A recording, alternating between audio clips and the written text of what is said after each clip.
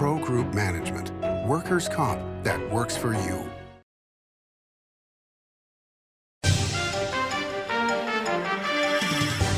Welcome to Nevada Newsmakers. I'm Paul Enos with the Nevada Trucking Association, filling in for Sam Shad. Today, we are going to have Assemblywoman Alexis Hansen, lithium education and vetoes. That's next on all new Nevada Newsmakers. Big R in Sparks is located on Bering Boulevard next to Smith's and across from Reed High School. It's a 50,000 square foot chick magnet. March is chick season at Big R. All locations. Cute, adorable, and save 10% on all chick feed and supplies. Bring the kids. Chick season at Big R. Hardware, chicks, and a whole lot more. For 50 years, Nevada Heating has been keeping people comfortable in their homes. At Nevada Heating, call the Do It Right guys and get the heat back on today. Call us today and we'll fix it today. That's the Nevada Heating way. Why freeze for days on end when Nevada Heating can get your furnace fixed today? Call us today and we'll fix it today at 323-5585 or schedule us on our website at nevadaheating.com. Unlock the loop this March at Tamarack Casino. Cash and free play giveaways all month, including a progressive jackpot giveaway up to $20,000 and a guaranteed $20,000 cash winner in the Golden Ticket Finale. Your good times are at Tamarack Casino. Save money and take transit. Did you know you can ride the bus all day for less than what it would cost you for a gallon of gas? Plan your trip now by going to rtcwashoe.com. Story County is leading Nevada. Home of the Tahoe Reno Industrial Center, Google, Tesla, Panasonic, and other world-leading companies. Story County provides thousands of tech, advanced manufacturing, and logistics careers for Nevadans. We're diversifying and driving Nevada's economy and generating millions in tax revenue and billions in economic activity across northern Nevada. Story County is leading Nevada's future. This is Nevada Newsmakers with host Sam Shad, a no-holds-barred political forum. Now, from the Nevada Newsmakers broadcast headquarters, here is Sam Shad. Welcome back to Nevada Newsmakers. I'm Paul Enos, and I am very blessed to be joined by one of my favorite people, not just favorite people in politics, but we're here with Assemblywoman Alexis Hansen, District 32. Welcome to Nevada Newsmakers. I think this is the first time you and I have been on air together. It is. Thank you for having me, and I'll get you that $20, I promise, for those nice, kind words. So. Well, hey, Alexis, you represent a district that is different. You know, a lot of districts tend to be rather homogeneous. You know, they represent, kind of an urban core area or suburban area. Your district kind of has everything in it in District 32. So tell us just a little bit about that and some of the challenges representing a district as diverse as yours. Thanks. Yes, I love Assembly District 32. It's been an honor to represent the district since I was first elected in 2018. So it spans 6 counties, 6 of the northern counties, 33,000 square miles. I live in Spanish Springs in the Sparks area, so a large chunk of Washoe all the way to the state line, all of Pershing County, all of Humboldt County, all of Lander County, a small portion, the top portion of Eureka County, and a western sliver of Elko County. The district is full of, like you said, very diverse business interests, people, and really what's big in my district is a lot of ag, a lot of ranching, a lot of mining, and those communities really depend, their economies depend on those industries, and so they have a lot of water issues, which is really the heart and soul a lot of times to their survival or not. So having a grasp of all of those kinds of issues at the state legislature is really important, and I've been able to hopefully learn more and more as I have served, and really appreciate that diversity. A lot of people are talking about the lithium loop, and it just so happens one of the biggest lithium deposits in the world has been identified in your district. Yes, that would be in northern Humboldt County, just outside of Orvada. That's Thacker Pass, and we just recently toured the mine site as they're really getting ready to get going and getting ready with the beginning of the operations. The federal government, the Biden administration, was able to facilitate a loan to help them in their, as we look forward as a trajectory of where is lithium in our energy portfolio per se. So it's a big economic boon to Humboldt County. It has certainly come with its challenges, but I think... I mean, I hear that. There's a lot of people I love in Winnemucca, including my father-in-law. Love you, Jerry. Who are saying, oh my gosh, there's so much building going on. There's so much dirt being moved here. The big man camp on the east side of town. Exactly, and we went and visited that as well. And so I've been impressed with the engagement that Lithium America has done, Lithium Nevada, with the community, whether it be there in Winnemucca, up in Orvada, McDermott, the tribe in McDermott. And so there's been a lot of... the tribe in McDermott, because I think a lot of people driving on I-80 or even around Reno, they see billboards, and you would think that the tribes are opposed to the lithium mine. But is that the case with the people who are actually near it? No. I mean, there's certainly probably, a few individuals, there is with anything, but the majority of the tribal interests have been supportive. It's a great economic engine for their community. We know that mining pays the highest wages and benefit packages in the state. So I think they are still working through, the entire community is working probably through one of the biggest worries is the added traffic on the interstate on 95 there between Orvada and Winnemucca. There have been some passing lanes put in. Lithium America put in a turning lane that leaves Orvada that's been helpful. And so they're continuing to work through this, but a lot of that would come down to some financing through NDOT. Sure, and I mean, that's always a challenge, wherever you are, when you have these big booms. And growing up in Elko in the 70s and 80s, I mean, we saw a lot of those similar issues arise. How about the suburban part of your district? How different are those issues compared to your folks in the rurals? So it's funny, again, it's growth, right? We complain on one hand that we don't have enough land for growth, but yet then we complain when we have the growth. So we're kind of fickle, I think all of us in wherever we live. And so in the Spanish Springs corridor where I am, and also in the North Valleys, we know that traffic is probably the biggest issue that we face, and that planning portion of it. And so I know the North Valleys and Spanish Springs are living through some of those construction projects. Also in the suburban area where I live, education is huge. It's huge across the state. But particularly, I think, just handling the influx of those that have moved here to the state, particularly from California, and the building, the traffic.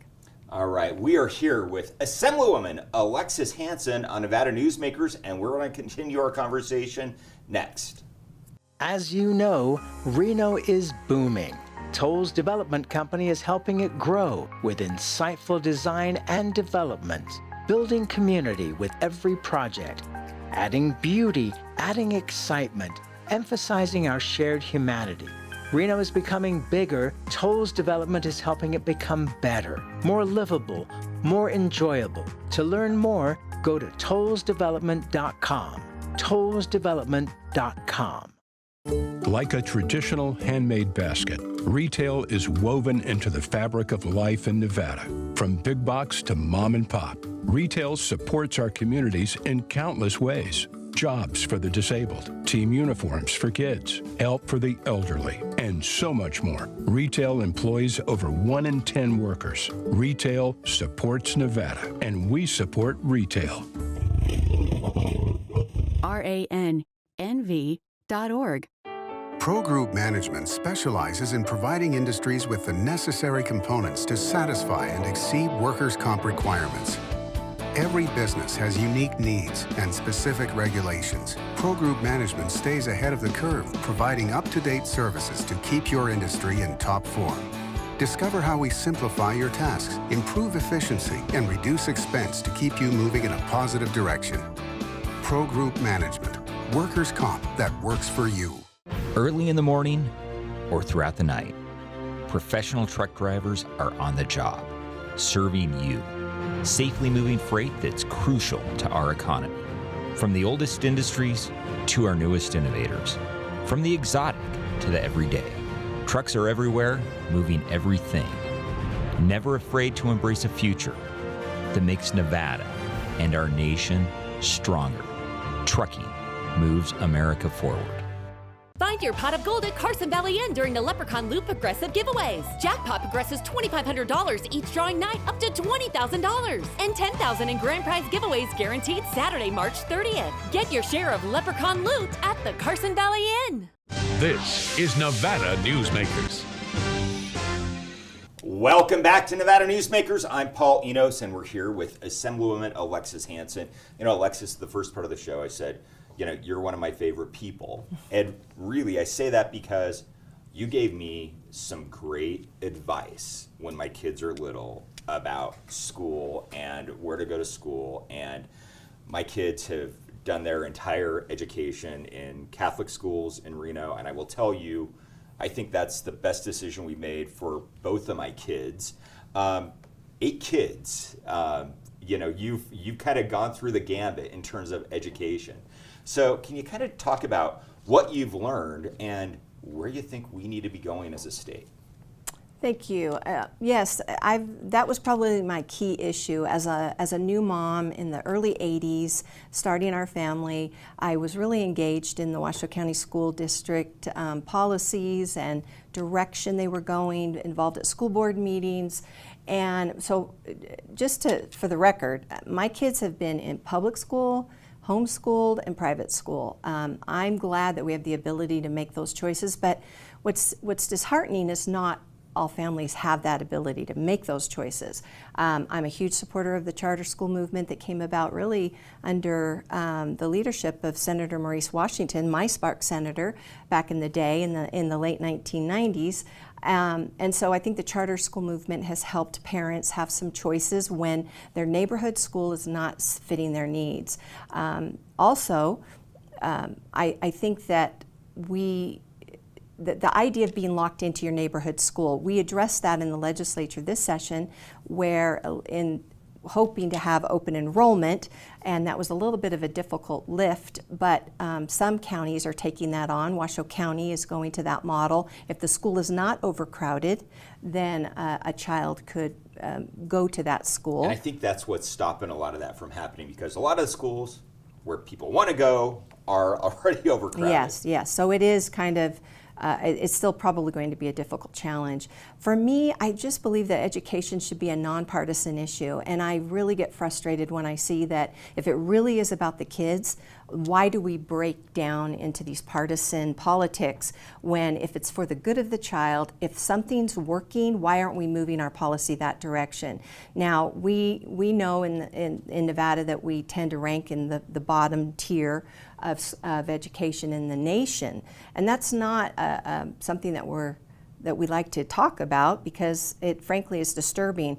To me, the things that we need to do to move the ball forward are look at some of the reforms that have been done in other states. In 2015, we had Read by 3 and some other reforms, and we were just starting to hopefully see some improvement, but we got into partisan politics. Read by 3 was watered down. So let's talk, who waters that down? You know, I mean, we know who waters it down, right, but I mean, right. If you don't want to say it, I mean... No, I'm not afraid to say it, and I've worked with some of my Democrat colleagues on this. The Democrats will push back on education reforms. They'll insist that we need more money, and yes, while we need more money, we can look back and see in 2015, the largest tax increase in Nevada history, $1.3 billion for education, but our trajectory of proficiency has gone down, our education rates go up. I've asked about this disparity time and again at every session. Fortunately, this interim, we're going to study that. So for instance, before COVID, because we know scores got even worse after COVID. In Nevada, if you graduated from a Nevada high school, on average, the math proficiency was 26%. And on average, the English language arts proficiency was 47%. And that's pre-COVID. That's pre-COVID. So I'm just guessing things didn't get better after we kept kids out of school for 6 months. Right. And then post-COVID, those math scores dropped to 19 from 26, and English language arts dropped to about 41%. So certainly we took a huge hit with COVID. Now, if you go back, they removed proficiency testing as of 2017. There was a bill in 2013 to remove proficiency testing as a requirement for graduation. Well, before that happened, graduation rates were at about 73%, in the mid-70s. We have the legislation finally takes effect in 2017, and our scores went from 73% in English language arts down into the 40 percentile, but our graduation rates jump up. Our math proficiencies go from somewhere in the high 50s down to 26% once we remove the proficiency testing that we historically had done. So to me, this is nonpartisan. This is a no-brainer. We need to work on our standards. I mean, it's the teachers' union, right? They are the ones they push back greatly. Yes, push back against a lot of these reforms. They right? do. They do, and not to the benefit of the kids. Right, and that's why I always say is, if this is really about what's best for the child, then we will do it. And not what's best for the union, not what's best for parents' convenience. What is best for the child in their academic trajectory. So the governor had some really great proposals, really weren't going to give it the time of day, finally got a hearing. And so some of those reforms and those proposals would tackle some of these subjects that were these test scores and such. Now, granted, I will admit we test way too much. Too much time is spent in classrooms on testing, but we do need some baseline testing, of course, for students to understand what their achievement is. Another thing that I will agree is some things can't be measured, on some of these tests. For instance, a child is really behind, and the child does make progress, say in 4th grade, but it's not at grade level. That progress should mean something, but yet we still need to stand by and not throw the baby out with the bathwater about a standard for most kids to hit a certain grade level. And for those that aren't, have those things in place to help remediate that child. How important is it to have school choice for parents? Because I know that's something that the governor has been pushing, mm-hmm. and a lot of those efforts were stopped at the legislature this last session. As a parent who has done a variety of different things with your 8 kids, how important is it to have a choice on where you're going to send that particular kid? It's absolutely, to me, one of the most vital things a parent needs to have. And then, as I said earlier, I want all children, all families to have the opportunity, the choice to make that decision. And their tax dollars that they're paying should be able to follow that child. Now, we have a really robust charter school, and that's a public school system.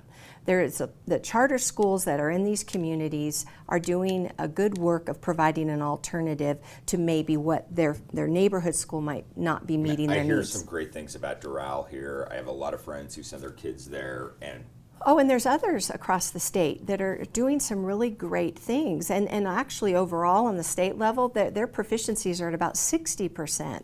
So, and they're doing that without capital funding that typical traditional public schools get. Paying property taxes, those teachers, all of those things. Right, and those charter school teachers are public school teachers, but they were not given the raise that our traditional public school teachers were paid. That? The Democrats. So I think what is so frustrating to me is the narrative that somehow Republicans aren't compassionate, where I say we are the compassionate ones. We're the ones who want children in underserved communities to have choice in education. Why should the Paul Enoses or the Alexis Hansens of life be able to pay for their children to go to a private school, but yet these underprivileged children that are in a low economic status and dealing with a bunch of challenges be stuck in a failing school and not given the same opportunity. Well, and that's where I want to give the school that you gave us the advice to go to, which was Little Flower Catholic School here in Reno. We were Catholic. Now I am. It changed me, but hey, seeing the kids there, where a large percentage of the kids are not just ethnic minorities, but they're also on that lower socioeconomic spectrum, and go there and do well. I mean, you got to give a tremendous amount of credit to how a lot of the schools, the parochial schools, operate, and they give scholarships to those kids. Oh, absolutely, and they've been doing it for generations. The Catholic school system has figured it out. For those looking for a classical education, they are some of the best at some of the lowest amount of money, that especially in the elementary grade. So yes, it was a model that I had looked into. I'm not Catholic, and I looked into that and saw this works, and so it was a sacrifice. Well, I have to admit. I still appreciate and love that advice that you gave me. All right, we are here with Assemblywoman Alexis Hansen, and we're going to be right back on Nevada Newsmakers. What do you count on? You count on your power every day. At NV Energy, we've always powered what's important to you, but we're not looking at the past. We're focused on the future. While our standards are high, our rates will remain low, and our commitment to renewables isn't just meeting standards, but leading the way, because you can count on more than just your power. You can count on the company who brings it to you. That's our promise. You can count on it. 7 at 7 is a newscast built for your smartphone. It's a 7-minute newscast available every weekday at 7 a.m. and 7 p.m. at lvrj.com. We don't waste your time, and we give you the day's top stories. We at the RJ have noticed some similarities between us and a certain BTS character, RJ. Plus the latest in Las Vegas business, weather, health, and entertainment news. 7 at 7 streaming now on your smartphone. The Nevada Builders Alliance has been protecting the interests of the construction industry for over 50 years. Our programs save members thousands of dollars every year and allow them to provide much-needed benefits to their employees. Our industry also allows Nevada to grow. If you're thinking about a career in the construction industry, reach out. And if you haven't thought of a career in construction, what are you waiting for? We are the Nevada Builders Alliance. This is Nevada Newsmakers. Welcome back on Nevada Newsmakers. I'm Paul Enos, and we're here, final segment with Assemblywoman Alexis Hansen. You are in the Assembly where last legislative session, the Republicans were in a super minority. That matters when it comes to vetoes, because if Republican governor with Democratic legislature vetoes something, there's not enough people on his team to sustain that veto. It gets overridden. 75 bills were vetoed last legislative session. Right. What would it mean if either we lose the Senate, we go into super minority status, Republicans go into super minority status in the Senate? What would that mean to those 75 vetoes? And what are you guys doing in the Assembly to gain those 1 or 2 or 3 seats to get you out of that predicament? Right now it's all hands on deck. I have served in a trifecta of Democrat control in 2019, 2021. So serving in 2023 with a backstop with a Republican check on that was really important. I am a big believer in checks and balances. That's how the system was set up by the founders. I don't like a trifecta of any party. I really believe that we get to the best legislation when we can have that check on each other. And so, yeah, we're hanging by, just hanging in the balance at the moment to pick up at least 1 seat. Hopefully more, but 1 would get us out of the super minority. Now, those 75 bills, some of the ones that would be coming back, there were 3 gun bills that the governor vetoed. There were housing bills. I lived, I would be what's termed an at-risk child growing up, a single mom. We moved 17 times in 18 years. I had the power turned off, lived on pancakes for, a week until my mom got paid. I lived eviction, and yet I know we have some problems with housing, but these bills were very onerous. To me, it was not a matter of, do we have a problem? Yes, we do. But the solutions to me were not the proper solutions, and we still need to work at it. We need to go back and retool, not bring back these bills that were really going to crush landlords. And these aren't just big. The picture was painted that in housing, it's these big corporate landlords. A lot of these, I think it was over 75%, are mom and pa type people who own one property, rent it out. And so some of the things that were being placed on those landlords were very onerous. Also, we have too many bills. We're there 120 days. And we have almost 1,000 bills that are heard, typically around 700 pass. This time a little less because of that veto. We don't have that backstop. Those bills will come back. And for me, we need to have really thoughtful legislation. Too many bills are just redundant. Sometimes I think egos are at play where somebody wants to have their name on a bill as their legacy, but really that bill already exists, and then they just fine tune it. And so we don't need to go to annual sessions, heavens no. Like Mark Twain said, we get into too much mischief. And I know from talking with business industry, even school districts, that when we're in session, they're all a little bit on notice and nervous about what we're doing in Carson City because our mandates come down to them at the county level. And so we need that backstop so that we're not just passing all kinds of bills willy-nilly and making things more onerous for business, private industry, and even school districts, county governments. It's too much. All right, well, that's where we're going to have to leave it. Assemblywoman, thank you so much for coming in. Really appreciate you. And good health and Godspeed. We're going to be right back on Nevada News. Imagine a magical garden that feeds Carson City's hungry and homeless, teaches our high school students agriculture, creates hanging floral displays to beautify downtown, and yet charges nothing. It's not magic. It's the Greenhouse Project. It's real, it's growing, and it needs your help. Go online to carsоncitygreenhouse.org so together we can grow it forward. Everyone is talking about opioids, but they're not the only drugs that can be harmful if taken in large quantities or not as prescribed. You also need to be aware of side effects from anxiety drugs, muscle relaxants, sleep aids, and stimulants. Mixing prescription drugs with other drugs or alcohol can be dangerous. If you take an Ambien with a glass of wine, it may be enough to stop you from breathing. Prescribed drugs can be just as dangerous as illegal drugs. Take medications only as directed. Modern boutique Ahern Hotel and Event Center sits at the heart of the Las Vegas Strip. 2 floors of meeting and event space are ideal for groups and conventions. Stay in one of 200 luxurious rooms and suites. Brand your event throughout the property. Flexible event spaces make for easy planning and personalization. Take over the entire hotel with a full buyout option. If you miss any part of today's show or want to see shows from the past, you can find them at NevadaNewsmakers.com. Thanks for watching and listening.